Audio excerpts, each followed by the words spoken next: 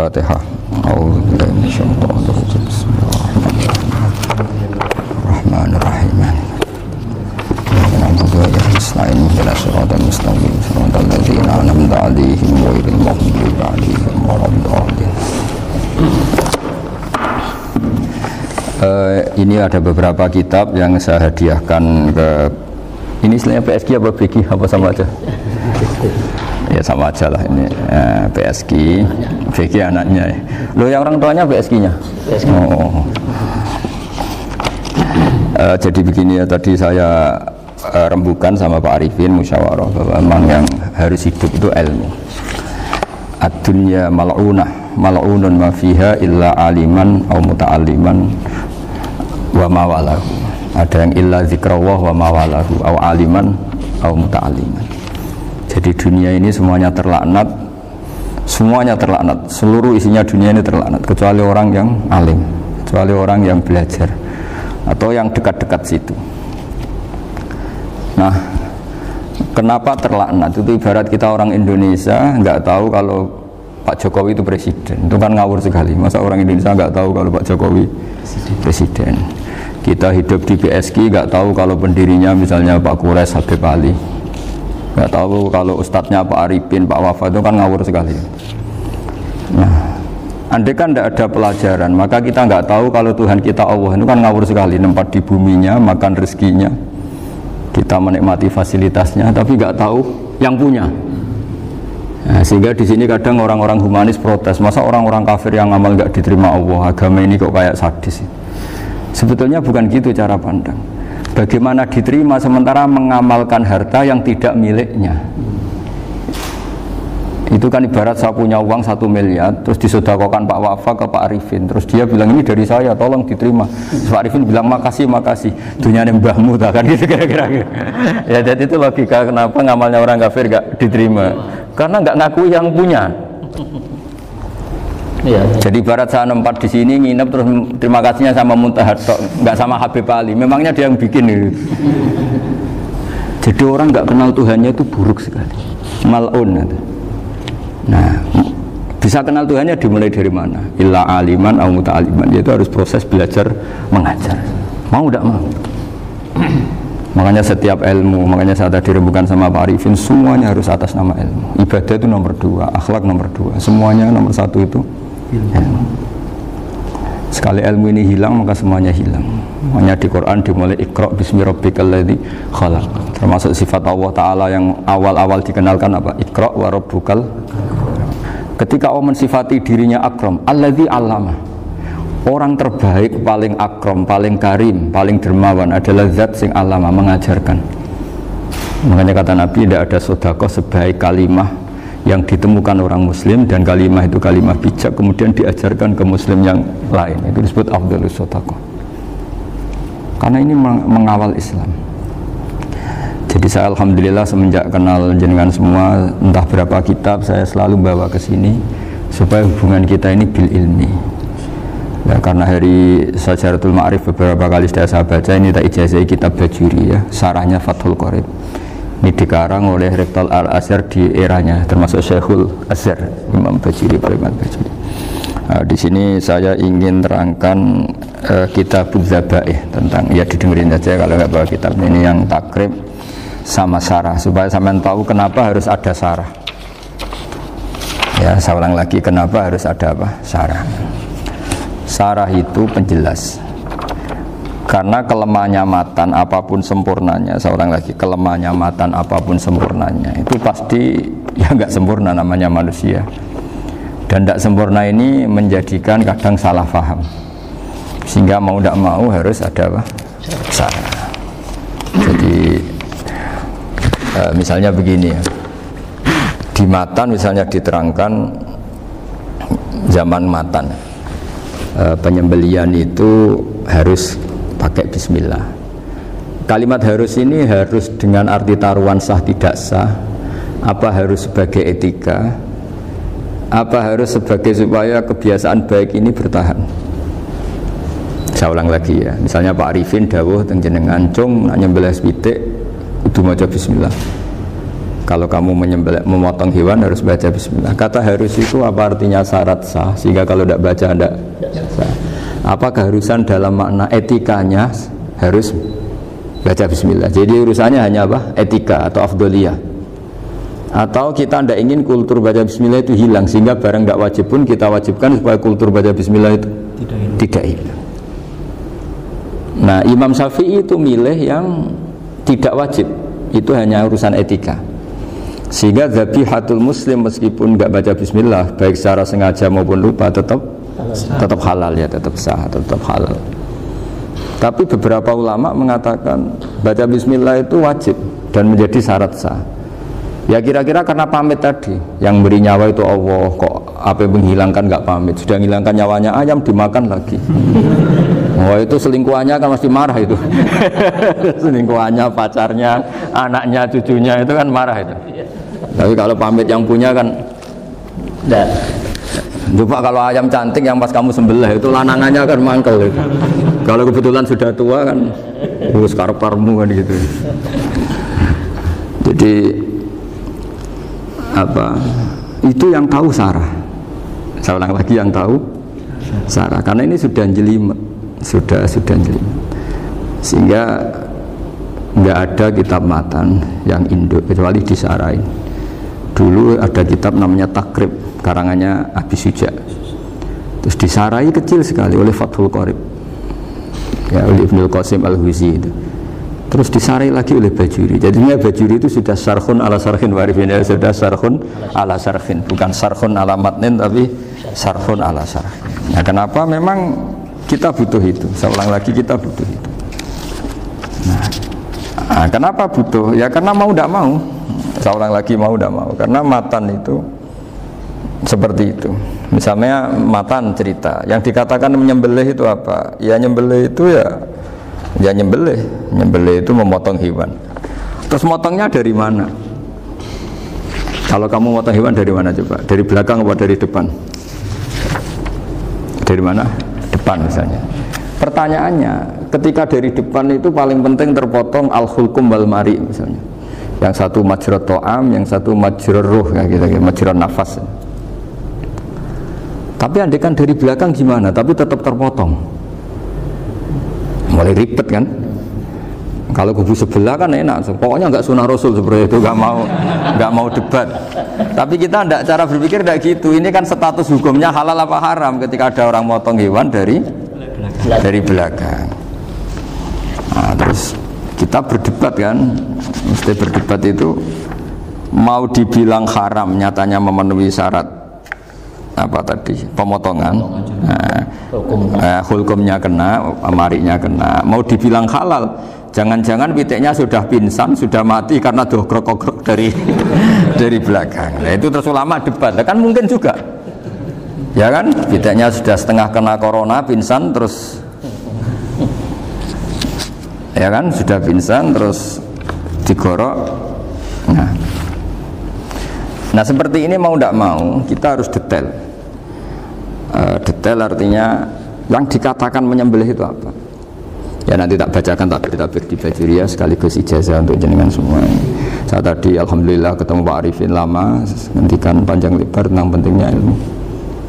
Yang dikatakan nyembelih adalah mematikan hewan yang hidup dengan kaifiyah syariah. Saya ulang lagi, mematikan hewan yang hidup dengan kaifiyah syariah. Nah, kalimat hidup ini mulai masalah. Hidup yang apa? Misalnya ada hewan, saya sering kalau ngaji cerita, ada ayam jago ketandang mobil, ketabrak mobil, kejet-kejet. Enggak kamu sembelih pun 1 menit lagi pasti meninggal. Ini kan hanya koordinasi prosedur saja. Karena prosedur ayam mati harus kejet-kejet, enggak boleh enggak langsung peletes mati, enggak boleh. Nah, pertanyaannya ketika kejet-kejet ini kamu sembelih, itu halal apa enggak? Wong enggak andekan enggak disembelih juga sudah mati. Artinya enggak penyembelihan ini kan enggak memberi kontribusi pematian, tapi enggak ngefek gitu. Makanya terus ada perdebatan, ada hayatun mustaqirrah, ada hayatun ittiroriyah, ada harokatu masbuh. Itu kalau enggak syarah enggak bisa. Lalu pertanyaan nakalnya begini, saya itu betul pernah ngalami itu. Ayam jago itu kan mahal, apalagi kalau Bangkok kan Saya pas jalan-jalan sama anak saya, sama jalan-jalan mau ke pasar itu di pertolongan tuwer mak. Kusik halal tau ora? Karena tanya orang awam, halal kata saya gitu. Padahal andai kan tidak disembelih ya pasti mati. Suatu saat ada yang mengkonfirmasi lagi. Saya bilang kalau kiai ya tidak pantas makan ayam gitu, tapi kalau kamu tidak kiai ya pantas saja. Daripada rata halal lo geremeng eman kan ribet. Nah sebetulnya itu dalam mazhab Syafi'i itu tidak halal karena dia sudah tidak punya hayatun mustaqirrah. Karena tadi setengah menit lagi atau 1 menit lagi pasti mati. Kan dia belum mati karena koordinasi Israel saja, tetap yang nyambil itu. Tetap kan nggak segampang itu kan, tetap prosedur apa? Jalankan SOP. SOP-nya harus ada. Nggak boleh mati selonang-selonang itu, nggak boleh. Tetap ada SOP kata Warifan ada SOP. Beliau kalau sama saya bisa guyon kalau. Nah, tapi misalnya nanti pertanyaan, tapi dalam mazhab Maliki itu diabaikan. Hayat mustaqirrah, hayat ittiroriyah, hayat itu diabaikan. Cara berpikir Imam Malik lebih matematis. Kalau nggak disembelih itu matinya berapa menit? 1 menit lagi. Gara-gara disembelih dia mati sekarang. Berarti eksekutornya ya peso itu. Ya berarti peso itu memenuhi kriteria mematikan sesuatu yang masih hidup, hewan yang hidup dengan cara syar'i. Jadi andai kan ada rapat malaikat, matinya karena apa coba? Karena peso apa karena kecelakaan? Karena peso. Ya kan? Karena kalau nggak tanpa besok nunggu 1 menit, gara-gara disembelih langsung terjadi sekarang. Nah karena hukum halal ini yang menarik dan menguntungkan. Di bab ini orang jadi Malikiyah semua. Mana maksud saya? Jadi kita ini sebetulnya Syafi'i pecundang gitu. Syafi'i partai politik. Jadi kalau sedang tidak menguntungkan ya tidak. Kata siapa kita Syafi'i banget? Tidak juga itu. Ya, nah, jadi karena tadi ya kalau pada level apa? Pada level perdebatan ulama itu ada tadi ya, ada seperti itu, ada hayatun mustaqirrah, ada hayatun ittiroriyah, ada harokatul masbuh. Nah, jadi tak baca ya supaya dapat barokahnya ulama ya. Jadi tak baca redaksinya. Ini di halaman, terus kitab ini saya tinggal sebagai amal saya, keluarga saya, sebagai penghormatan saya sama Habib Ali, Habib Qures, Habib Hussein semuanya, Pak Arifin dan Bismillahirrahmanirrahim. Wa'lam. Ini halaman 562. Ikutnya bab kitab Ahkami Syaiti wa Dzabai. Ya, jadi nanti yang mungkin kalau beda halaman cari di babnya apa? Kalau beda halaman cari di babnya. Karena kadang beda halaman warifnya. Kalau cetakan sekarang enggak. Beda penerbit, beda. Iya, kadang beda juz pun. Kayak Ikhya sekarang tuh sampai 6 juz. Zaman kita ngaji kan 4 ya. Di orang ada yang 6, ada yang ribet cetakan sekarang ya. Di atas ada 10. Satu Ikhya itu. Hurufnya dibesarin. Ikhya biar. Iya, ada yang sama. Karena ngerti ya, zaman akhir paling sudah agak buta huruf. Saya tuh dulu punya guru terakhum sudah sepuh. Itu baca gini nggak bisa, Pak. Jadi kalau di kelas harus dituliskan pakai spidol. Mulang Minhajul Abidin, sudah sepuh sekali. Kalau ngajar itu nggak bisa jalan, udah pakai becak. Itu yang nulis agak kurang ajar. Nulis CDE cepet bar. Jadi kadang itu apa itu? Beliau masih semangat, tulisannya habis. Loh kok sentek cuma. Terus ya wes nulisnya. Jadi nulisnya di HVS baru dulu. Ya cepat selesai. Iya. Nah kalau beliau pakai kitab sudah enggak bersoh itu. Anak-anak wah nulis sidik benang ber. Saya ulang lagi ya. Jadi yang mau saya baca tadi itu logika fikih ya. Fikih itu berpikir ya. Di mana-mana namanya menyembelih itu apa? Dari hidup dimatikan dengan kaifiyah syariah. Kaifiyah syariah ini tidak boleh kamu nyontohkan harus disembelih, keliru juga. Karena untuk hewan yang berot atau hewan liar cukup dipanah asal ma'an harod dama yang bisa mengalirkan apa? Darah. Jadi makanya saya umumkan bikaifiyatin syariah Pak Arifinnya kan tidak harus motong kan bentuknya. Kalau hewan liar kan atau sapi kurban liar kan, sapi kurban ucul liar kan boleh dipanah, boleh macam-macam. Nah kalau tembak bisa diperdebatkan karena ada unsur api Pak Arifin. Jadi bisa debat. Meskipun ada yang bilang boleh tapi bisa debat lagi kan? Karena ada unsur apa? Api Pak Arifin. Iya. Tapi ini saya cerita umumnya bikaifiatin syariah. Nah, karena kalimat hewan hidup, ada kalimat hidup. Hidup yang apa kan pertanyaannya? Hidup yang sudah kejet-kejet, misalnya sudah koma, udah kena corona, disentak istrinya itu. Apalagi ayamnya menyaksikan pasangannya diselingkuhi, wah itu sudah stroke itu dia. Itu. Nah itu makanya kalau orang suka macam-macam itu kayak ayam, makanya itu. Saya baca ya. Bismillahirrahmanirrahim. Wa'lam annahu yujadu fi ibaratihim hayatun mustaqirrah, hayatun mustamirrah, harakatu mathbuh. Wa yuqalu aisyu mathbuhin. Wal farqu bainaha annal hayata al mustaqirrah yakunu ma'ha ibsarun bi ikhtiyarin wa nutqun bi ikhtiyarin wa harakatun ikhtiyariyah. Wal hayat al mustamirrah hiya allati tastamiru ila khurujir ruh minal jasad. Wa harakatul masbuh hiya allati la yabqa ma'ha ibsarun bi ikhtiyarin wala nutqun bi ikhtiyarin wala harakatu ikhtiyariyah. Bal yakunu ma'ha ibsar wa nutqun wa harakatun ibtirariyah ini. Wa ba'duhum farraqa bainahuma. Sampai saat terus ini. Jadi ini perbedaan-perbedaan pandangan ulama. Nah, Imam Malik itu mengabaikan semua istilah itu. Sing penting pas mbok sembelih iku kecelok urip, cara wong Jawa kecelok urip. Cek hayat mustaqirrah, cek ittirariyah, cek harakatu masbuh, pokoknya kecelok urip. Ane kecelok urip bisa dibilang masih hidup. Karena kalau bisa dibilang masih hidup, kamu sembelih, tetap nanti rapat malaikat kira-kira gitu. Ini matinya karena apa? Karena kecelakaan. Oh, kalau kecelakaan 1 menit lagi matinya dong. Tapi kan matinya sekarang ya karena disembelih. Nah tadi saya bilang sebenarnya mazhab Syafi'i itu tidak seperti itu. Karena Imam Malik menghalalkan, biasanya penggemarnya lebih banyak di bab bungsu halal itu kan. Penggemarnya masih banyak. Tapi ya sudahlah, itu masih ahli sunnah karena salah satu dari mazhab. Tapi logikanya juga masuk. Jadi kita bukan sekedar taklid ke Imam Malik, tapi kalau kita ikhtiyat ikut Imam Syafi'i ya monggo, karena mungkin secara medis karena mengalami seperti itu mungkin tingkat kesehatannya apanya sudah ya sudah lah, yang penting makanya terus orang Jawa pinter, nak PTE jago ya halal, nak cilik enggak lah. Itu kan ibarat perdebatan antara kepiting sama yuyu. Yang menghalalkan kepiting itu mengharamkan yuyu, tahu yuyu yang kecil di sawah ya.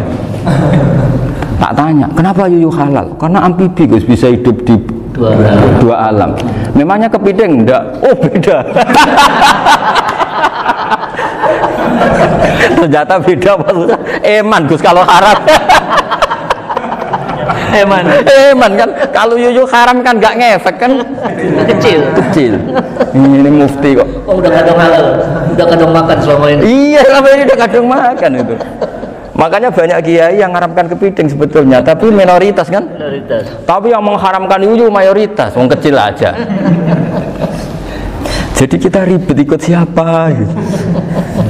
Kata siapa? Ahli fikih gak mikir untung rugi. Makanya saya ini bingung, jadi saya ini kan kiai ya, kiai betul. Susah kadang jadi kiai. Sebagian guru saya itu mengharamkan kepiting. Nah kalau kayak dolan di daerah Juwana, Mas Nafis daerah itu, penghormatan tertinggi santri itu kalau nyugoi kiainya kepiting, karena itu makanan termahal. Bingung kan dia? Mau tidak makan itu kayaknya dipersiapkan betul baru kan? Udah ada effort ya. Warna nyari yang mahal kan? Mau makan itu sebagian guru kita mengharamkan. Akhirnya ya ada darurat tadi, makan sekadarnya. Kalau saya habis 3 pasti israf.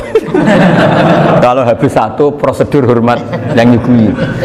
Itu susahnya jadi kiai. Kalau kamu kan tidak kiai, mumpung gratis. Enaknya gak jadi kiai kan itu Mas. Pertimbangannya mumpung gratis. Sudah gitu masih mun dibutuh mawon, makai dibutuh mawon. Oh digawa tenan. Tapi sebetulnya ada sisi naif dari yang bilang halal tadi. Ketika yang bilang hal naif itu versinya, tapi ya nggak apa-apa, semoga dimaafkan Allah. Naifnya tadi, tapi saya tidak tapi itu masalah khilafiyah ya. Semoga yang mengatakan halal juga benar, karena punya perhitungan iman tadi. Tapi yang bilang halal itu tak tanya, itu halal apa haram? Lucunya jawab haram semua. Yuyu bahasa Indonesia nggak ada kayaknya. Enggak tahu juga saya apa. Yang penting paham tapi yuyu yang kecil itu. Itu kalau diharamkan nggak ada yang protes ya? Nggak ada. Tapi kalau kepiting? Ini pakai model apa? Coba Pak Wafa. Kalau alasannya amfibi, yuyu sama kepiting sama enggak? Kalau alasannya amfibi, hidup di dua alam. Sama-sama. Sama-sama. Kenapa kepiting jadi halal? Besar, lebih bernilai. Ini juga mufti model baru. Mungkin muftinya menghalalkan gitu. Iya makanya itu. Kan, jadi kayak tadi ayam jago tadi orangnya tak tanya akhirnya. Andekan yang kecelakaan itu ayam kecil. Kamu tanya saya enggak? Ya enggak, terus langsung tak buang. Kan langsung dibuang. Berhubung ayam besar. Eman kan. Tapi nurani aja sebetulnya protes. Nyembelih kleket-kleket terus. Kadang kan apa kejet-kejet itu sudah tunggu SOP cara Pak. Ya tapi apapun itu ini ilmu harus didengar ya supaya sampean tahu ya, ada hayat mustaqirrah, ada hayat mustamirrah, ada hayat ittirariyah, paling enggak kita ngerti lah. Karena nanti di bab B ya nyun sewu di bab apa B itu ya nanti nggak sahnya karena apa? Tidak mutamawal. Misalnya saya punya utang sama Pak Arifin ayam jago, tak bayar dengan jago yang mengalami kehidupan sudah seperti itu kan tidak sah. Meskipun itu hidup tapi sudah tidak hayat yang mustamirrah, tidak normal. Jadi ilmu itu apapun tidak cocok kita karena beda mazhab misalnya, tetap sebagai apa? Ilmu. Jadi jangan pernah anti ilmu meskipun kita tidak cocok. Dulu saya itu heran sama Abu Hanifah karena membolehkan merujuk wakaf. Wakaf itu kan nggak boleh ditarik kembali dalam mazhab Syafi'i dan hampir semua ulama bilang gitu. Tapi kalau kata Abu Hanifah, jika nazir yang nerima itu tidak sesuai rencana kita, keinginan kita, itu boleh narik kembali. Fa innal waqfa atiyatun mahdhah, kata beliau, wakaf itu ya pemberian normal saja. Suatu saat ada peristiwa gini Pak Arifin ya, ada orang kaya raya mewakafkan tanah itu senilai kalau nggak salah itu 60 miliar.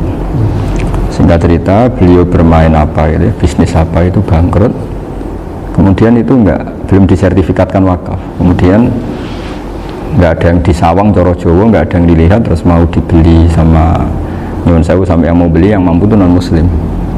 Singkat cerita ada orang kaya muslim yang mau beli itu tapi ada problem karena itu wakaf. Tapi kalau nggak dibeli itu malah dibeli non muslim. Tanya saya, akhirnya saya jawab nggak apa-apa dibeli saja, ngikuti mazhab Abu Hanifah. Karena kalau mazhab Syafi'i itu nggak sah semua pembeliannya. Tapi apa artinya mazhab kalau kita berpikir nggak sah, tapi yang jual melakukan? Nah itu yang nggak dipikirkan oleh orang-orang fikih yang di Menara Gading. Apa gunanya kita bilang nggak sah, tapi yang punya tanah tadi tetap menjual.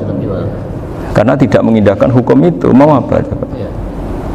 Makanya saya bilang lagi nentang Gus itu nggak ada kaulnya dalam mazhab Syafi'i. Saya bilang kamu mengharamkan itu tidak ada gunanya karena itu tetap dilakukan. Jadi kita pertimbangannya ndak itu, daripada dikuasai situ mendingan kita. Betul. Nah itu sisi-sisi fikih. Makanya ini kita ngaji fikih ndak segampang itu memberi fatwa karena pertimbangannya banyak Pak. Ndak hitam putih. Ndak hitam putih gitu maksud saya, ini cerita. Jadi nanti kamu ngerti. Jadi mau apa coba? Itu kan ibarat gini. Hukumnya kita ngajar perempuan itu masalah sebetulnya secara karena itu ajnabiyah. Tapi fikih mentoleransi li ajli ta'lim karena untuk belajar enggak apa-apa. Kalau sudah jadi fakta itu ribet. Dia maunya belajar sama kamu dan sekali kamu tidak mau belajar ke yang lain yang potensi menyesatkan. Jadi fikihnya bukan masalah nazar lagi, sudah penyelamatan. Ribet kan kalau sudah begitu. Saya punya kenangan yang menurut saya itu harus jadi trauma. Siapapun harus jadi trauma. Ini cerita sedikit. Ini masih ngaji fikih, pertimbangan. Ada orang itu sangat khusyuk, Pak Arifin. Sangat khusyuknya di rumahnya Pak Wafa itu nggak ada TV, nggak ada motor, nggak ada apa saja. Ketika anaknya berkembang agak dewasa, itu pertama naik motor, itu ya utang jasa sama kawan-kawannya. Pertama dia ngelihat nikmati TV ya dari kawan-kawannya. Corong Jawa, mbek tanggane lah. Padahal orang tuanya ini protektif justru karena banyak tangganya sing nggak pati Islami lah. Ya mereka orang Islam tapi ya nggak sholat, nggak apa.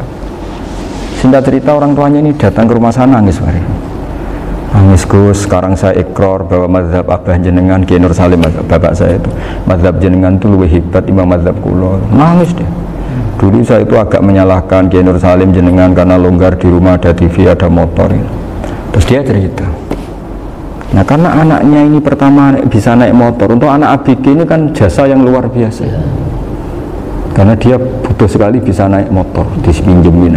Akhirnya walhasil anaknya ini yang saya merantau ke Jakarta kemana, akhirnya lam yusolli wa lam yasum, padahal anaknya ya kiai kampung. Terus tak ceritain ini. Terus akhirnya dia tanya, kenapa sih Gus jenengan sama abah kok longgar gitu sama anak? Terus tak ceritain gini Pak Arifin, menurut ilmu al-insan abdul ihsan, manusia itu budaknya kebaikan. Karena utang jasanya sama anak ini, ya dia akan ingat anak ini. Sementara kenangannya mbak jenengan mbok amui, tidak boleh. Dia baru ngakui ya Gus saya itu nyun sewu hanya khusyuk tapi kurang ilmu. Tadi dia hanya berdasar khusyuk. Bocah kok main delok TV kan pikirannya hanya gitu. Ini cerita ilmu, saya bukan menjustifikasi manapun, ini kan cerita ilmu Pak Arifin ya. Jadi semuanya itu ada hitung-hitungannya. Coba kalau kita terlalu stakung be anak pertama naik motor jasanya orang nggak sholat ya, pertama roh TV jasanya orang nggak sholat. Coba terikatnya anak ini sama kita apa sama orang itu? Sama orang itu. Bayangkan kalau umur ABG, kalau umur sak pari pun Pak Wafa ini nafsu astagfirullah kan. Gue cok tua nome orang. Gaya tok, bareng tua udah khusus gaya tok. Aslinya nome bodoh. Ya saya sama semua. Cuma saya akan lebih jujur dari biasa. Jadi orang itu harus ngitung gitu. Itu kenapa Mbah Mun itu kiai alim alama. Setahu saya dalamnya ada TV. Putra-putra ini lihat TV. Meskipun kita tidak mungkiri negatifnya TV, kita nggak mungkiri Pak Arifin ya. Tapi tadi ketika anak-anak ABG itu pertama lihat TV jasanya tonggoni. Kalau kebetulan tangganya wong soleh nggak masalah ya. Kalau enggak, itu nangis ke rumah saya itu ya. Nyesel dia. Tidak bisa bilang gini, ini jenengan tiang soleh, mesti anak jenengan suatu saat kembali. Coba pola jenengan harus ubah. Ini hebatnya Nabi. Ketika Sayyidah Aisyah masih kecil, minta diperlihatkan li'bul habasyah. Itu ya diturutin kan masyhur itu. Kayak apa Nabi? Karena kalau nggak diturutin, pasti Sayyidah Aisyah akan ngidolakan mainan yang lain yang di luaran sana malah. Itu karena Nabi punya kearifan tadi. Jadi ini kan ilmu, lagi-lagi ilmu. Jadi yang semua itu harus dibaca dengan ilmu. Makanya kata Nabi, ad-dunya mal'unatun mal'unun fiha illa dzikrawah wa ma'alahu aw aliman aw muta'alliman. Karena dunia ini hanya bisa dibaca dengan ilmu. Yang diridai Allah maksudnya hanya bisa saya itu banyak kenal menteri, kenal pejabat. Tapi saya tidak pernah melihat itu sebagai pejabat. Melihatnya itu orang yang ingin belajar agama.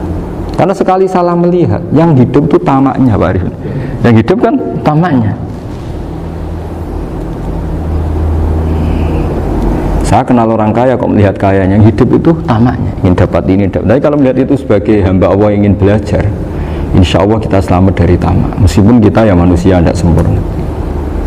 Setidaknya ketika dia lomo atau tidak lomo, nyalami template apa tidak ngefek, karena kita melihat ini mau belajar. Tapi kalau kamu didorong tamak, katanya orang kaya ternyata nggak tahu haknya kiai, ribet kan? Ribet. Ya kalau kamu punya santri cantik ya lihat itu sebagai santri kamu. Jangan melihat ini mau nggak sama saya, kalau enggak ya wah ya ribet kalau gitu. Ini anak-anak muda harus dilatih ikhlas, bahaya ini santri-santri sampean kalau nggak dilatih ikhlas ini bahaya. Karena ini belum punya penggemar pejabat, paling ya anak-anak yang ya tadi ABG. Jadi lah Sarah kembali lagi Sarah itu membicarakan itu detail. Jadi ya makanya kenapa orang mati yang lahir langsung meninggal itu nggak wajib disolati. Alasannya fikih ya lucu. Karena dikatakan sholat mayit, di mana-mana mayit itu sabakohu hayatun. Di mana-mana namanya mati itu terdahului oleh hidup. Nah ini nggak pernah hidup langsung mati. Jadi begitu ya kadang lucu. Ya gitu aja alasannya. Kamu nyolati apa? Mayit. Kenapa kok mayit? Jadi mayit itu namanya mayit. Orang mati. Orang mati. Orang mati artinya pernah hidup. Hidup. Nah itu Sarah. Jadi ketika matan hanya cerita wasiktu alladzi lam yastahila, nggak pernah nangis, lam yusalla alaih. Sarah bilang mergo ora tau urip. Kalau nggak pernah hidup berarti nggak bisa dikatakan mati. Kayak sampean miskin itu kan nggak bisa dikatakan bangkrut. Ya, ya miskin aja gitu loh. Kan gitu ya. Karena nggak pernah kaya. Kayak Mas Nafis nggak bisa dikatakan, oh itu Qurannya lupa gimana? Nggak pernah hafal. Jadi yang dikatakan lupa itu pernah hafal. Nggak lupa nggak apa, Gus Qurannya lupa, gaya nggak pernah hafal kok bilang apa? Lupa gitu. Nggak boleh Pak Wafa bilang saya ini bangkrut apa? Nggak pernah kaya kok bangkrut. Jadi semua itu ada aturannya itu. Nah itu sarah, lagi-lagi sarah. Jadi bahkan banyak yang syarhun ala syarhin. Jadi kayak kitab takrib itu disarai Fathul Qorib. Jadi Fathul Qorib itu sudah sarah. Disarai lagi Bajuri. Nah, itu termasuk cerita itu ya. Cerita-cerita. Bismillahirrahmanirrahim. Ya, wa yakunu qad umma dzukira daf'atan wahidatan la fi daf'ataini islam tujad al hayat al mustaqira inda daf'atis saniyah amma idza wujidat al hayat al mustaqira daf'as saniyah fayakhilu al masbuhu aidan fasartu wujudul hayat al mustaqira fi ibtida'il waqti akhir marrah wa makharu dzalika inda tulil fasli wa illa fala rafa'a sikina wa ada fawran aw alqaha liqaniyaka latan wa akhadha ghayraha fawran aw saqatat minhu wa akhadha ghayraha halan aw qallaba wa qata abiyama bagi hal al masbuh. Jadi ini masalah sarah. Sarah itu sudah detail. Misalnya gini, kamu motong ayam. Motong ayam harus sekaligus shred jadi. Jangan sampai nyuwun sewu dua kali. Jangan-jangan misalnya gini, ayam tak potong pas ke kiri separuh. Ya, ke kiri separuh apa hulkumnya. Pak Arifin datang, Assalamualaikum Gus Pak, waalaikumsalam, terus santai jagungan dulu. Jagungan sampai besoknya itu nggak meneruskan. Bareng-bareng balik salam, ingat lagi ayam saya ini. Ketika saya meneruskan ini, potensi ayam ini sudah mati atau sudah hidup yang ini masih mazhab Syafi'i loh ya. Atau sudah hidup yang sudah tidak normal. Artinya apa? Penyembelian kedua yang mengeksekusi tadi sebenarnya mengeksekusi barang mati. Yang penyembelian pertama tidak bisa dikatakan penyembelian karena tidak sampai mati. Penyembelian kedua berstatus setengah mati. Nah, kalau seperti itu maka haram. Kecuali itu dilakukan secara fauron. Fauron dicontohkan nyembelih ternyata pesunya kedul terus ngambil yang lain, tapi fauron langsung atau terjatuh ngambil langsung. Ya itu boleh karena ditoleransi. Tapi kalau kalam ajnabi kata tadi mohon Pak Arifin. Seperti Pak Arifin sih alhamdulillah sih. Jaminan mau rawuh. Dari ayamnya asem mana. Ini harus sebar. Ini orang ngawur betul. Jadi, lah itu sarah. Bicara sampai detail itu sarah. Jadi ada sekian kemungkinan. Jadi masuk yang diandaikan apa? Nah, hayat mustaqirah itu batasnya yakunu maha ibsorun bi ikhtiyarin wa nutkun bi ikhtiyarin wa harakatun ikhtiyariyah. Hayat mustaqirah itu kalau dia betok-betok itu ya karena karepnya. Maksudnya gini, gamane cara roh pitik wedok engkek ya sik karepe dhewe. Cara dia melihat peso itu karepe ya masih lari. Jadi misalnya ada ayam. Ayam kita sembelih baru luka sedikit. Belum sampai andaikan dibiarin ya mungkin suatu saat sembuh, luka. Terus melihat kamu lari ketakutan karena kamu dianggap gladiator, killer lah. Lah itu berarti punya hayat mustaqirah. Tapi sudah kalau kamu sembelih karek ngeriwit, roh kue serawedi, ya kan? Mau demo ya sudah nggak berkutik, ya dia berarti tidak punya hayat mustaqirah gitu. Ya batasannya itu Joro. Nah, dalam mazhab Syafi'i syarat sahnya penyembelihan harus hewan itu punya hayat mustaqirah. Nah ini sarah ya, jadi sarah itu lebih jelimet. Nah makanya kenapa tidak boleh nyembelih pakai yang tumpul Mas Nafis? Takutnya ayamnya itu mengalami dohtoh, atau kok ditekek. Misalnya sama nyembelih pakai peso tumpul, ini kini ketekek, takut. Kan dia misalnya ayamnya jantungan, roh peso wis seduk kan, udah gitu ketekek. Nah itu mati dulu pasti itu. Siksa. Jadi pas diongok-ongok ini sudah mati. Jadi nanti kalau di akhirat, sebenarnya saya sudah mati loh, ngawur. Wah apalagi nganggo keris naga sosro, wah itu sudah gereng sakti kan diginikan tok sudah mati kan. Makanya bahaya nyembelih pakai keris-keris sakti karena sebelum terpotong sudah mati saking saktinya apa keris itu misalnya gitu. Baru nempel. Makanya nanti suatu saat ada pertanyaan ini, boleh enggak nyembelih ayam orang yang rainya itu sangat? Wah itu haram, kena. Oh itu mesti mati dulu. Kumisen tatonan apa? Ya betul. Iya kayak algojo. Ayamnya jenis apa? Stroke ya? Jenis penakut.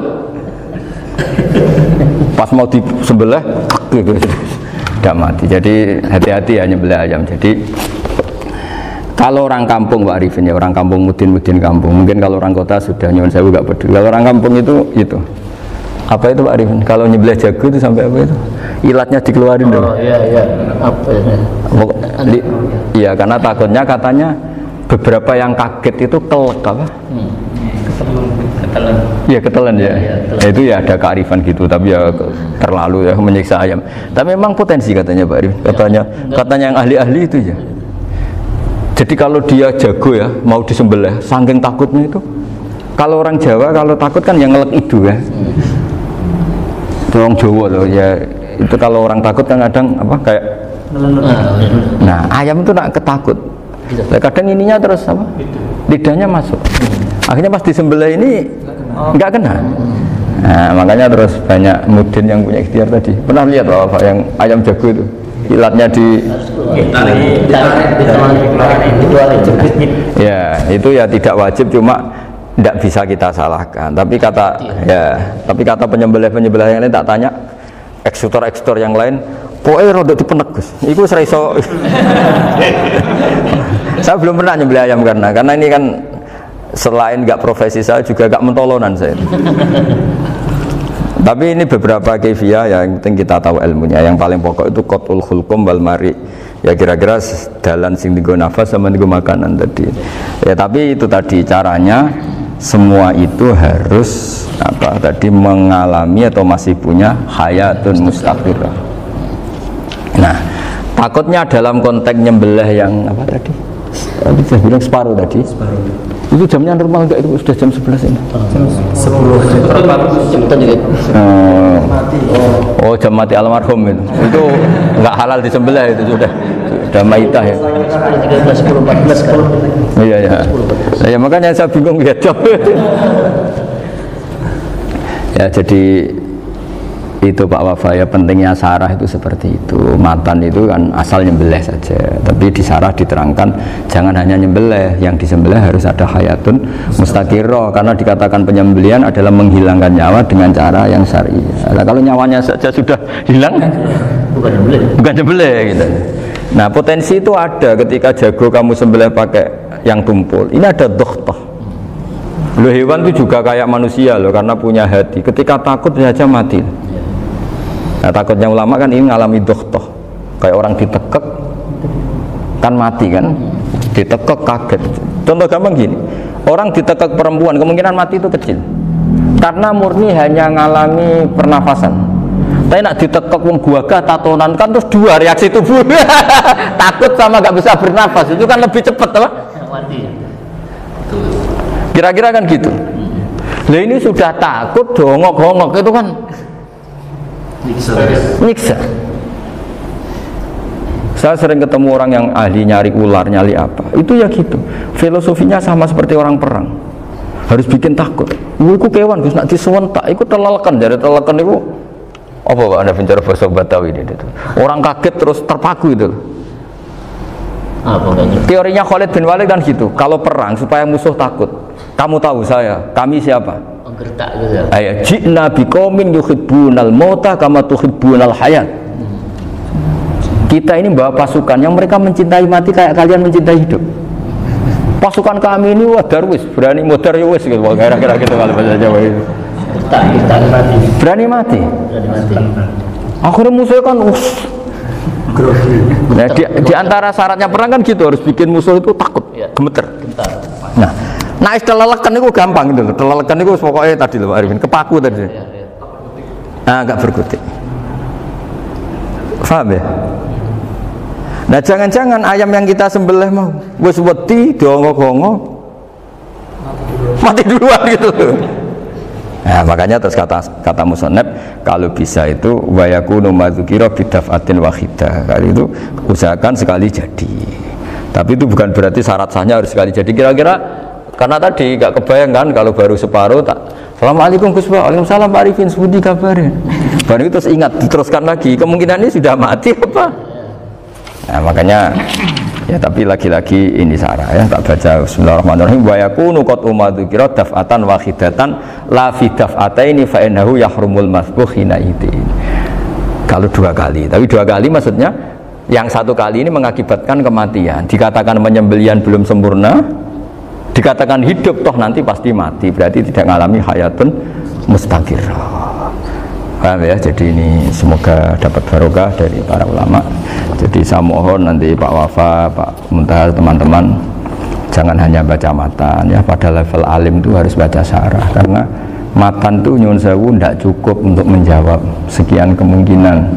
Nah syarah itu sono fardul masalah ya Pak Arifin ya, mengandekan masalah meskipun belum terjadi ya pengandaian, sehingga nanti kalau terjadi kalau militer itu apa? A, B ya? Alternatif gimana? Kalau strategi itu kalau ada sekian A, B, C, kalau A gagal B sudah siap. Oh militer.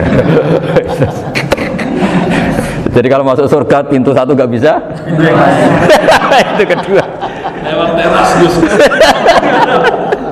Ini sembrono.